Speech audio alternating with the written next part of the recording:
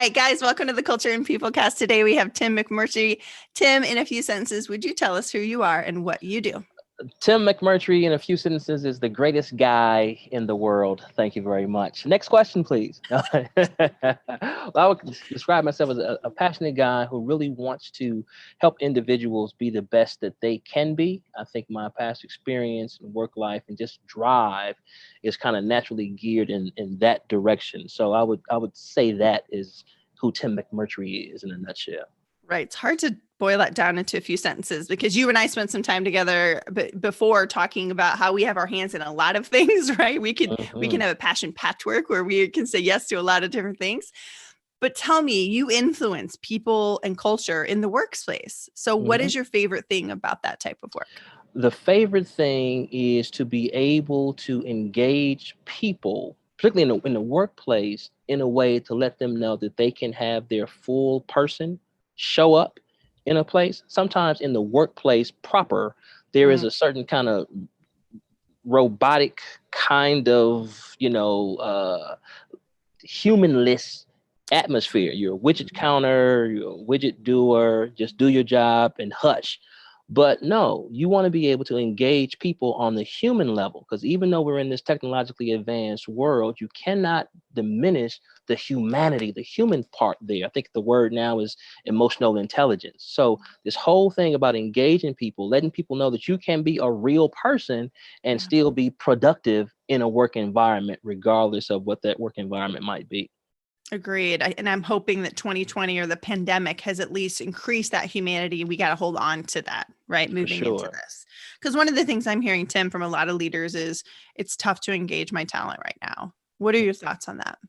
I think that going back to the previous answer, if the first step in engaging your talent is this is a human being, Mm, come with empathy first. Whether or not they're working in the building still, or if you have folks working, remotely, don't have this notion of, hey, I have to have you inside the building so I can keep an eye on you and make sure that no, people, this is the pandemic that's going on now.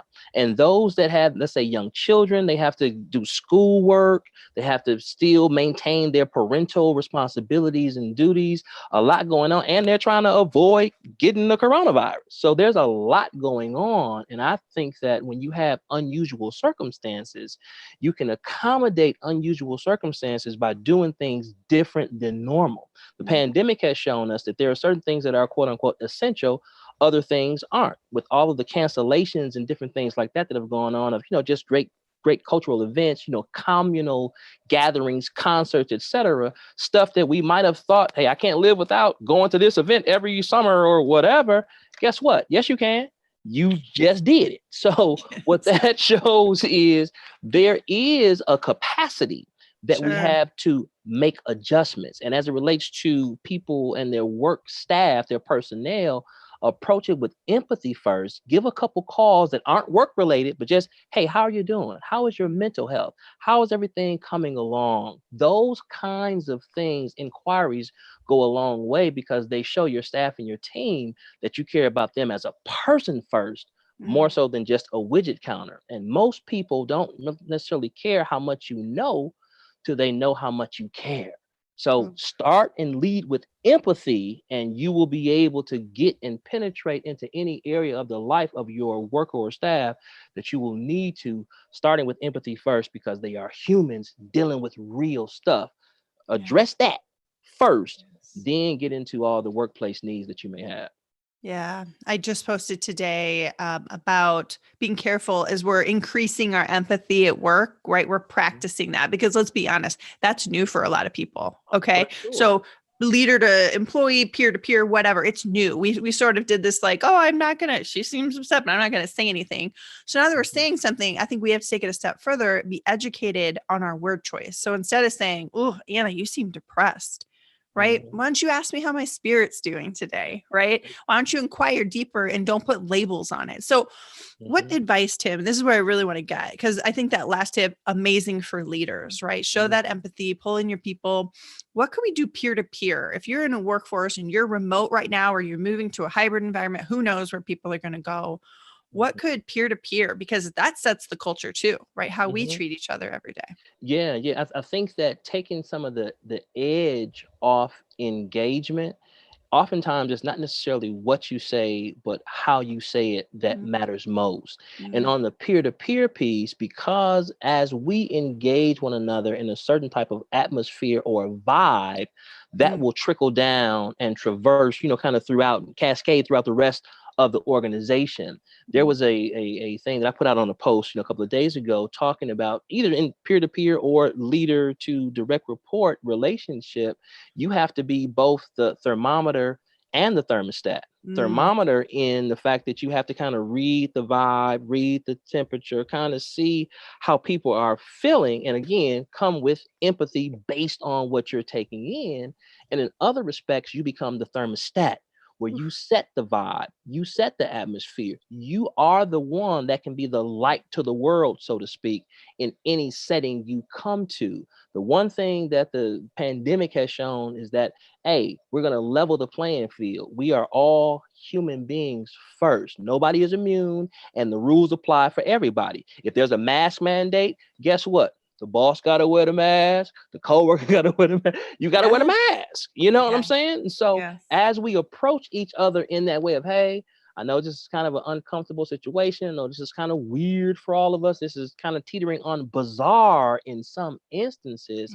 Let Yes. me not add to any drama in your life by how I engage you in Mm, an interpersonal one. Are you dealing with enough drama as it is?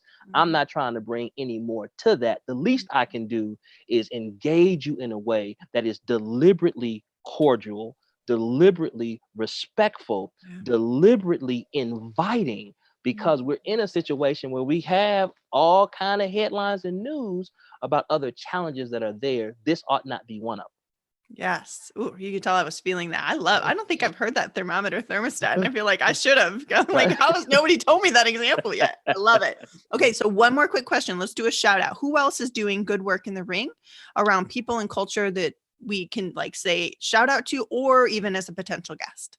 Gotcha. Shout outs. People come to mind immediately. Good friend Nick Dillon, the Believe coach. Excellent, excellent guy in terms of mindset and helping people to elevate and show up as their full authentic self. Another guy is Peter Gersh. Peter Gersh is a business owner. Both of them are business owners. Peter Gersh is a really, really cool guy. Very, very scrappy. He is a Mm, guy that does not do excuses, but is a brilliant mind when it comes to taking whatever you are dealing with and being able to maximize that, both from a personal standpoint as well as how to bring out the most of your team as well. So Nick Dillon and Peter Gersh, I would say off top, are two folks you might want to bring into the mix. I love that. Thank you so much for those suggestions. We will make sure we put those in the show notes. Listen, Tim, this has been a great conversation. I'm so glad to be connected to you. And thank you for the work that you're doing on so many fronts for culture and people in the workplace. Indeed, my pleasure. Thanks so much for having me. It's been a thrill. Look forward to working with you some more in the future. Yes, let's do it. All right, guys, peace and progress.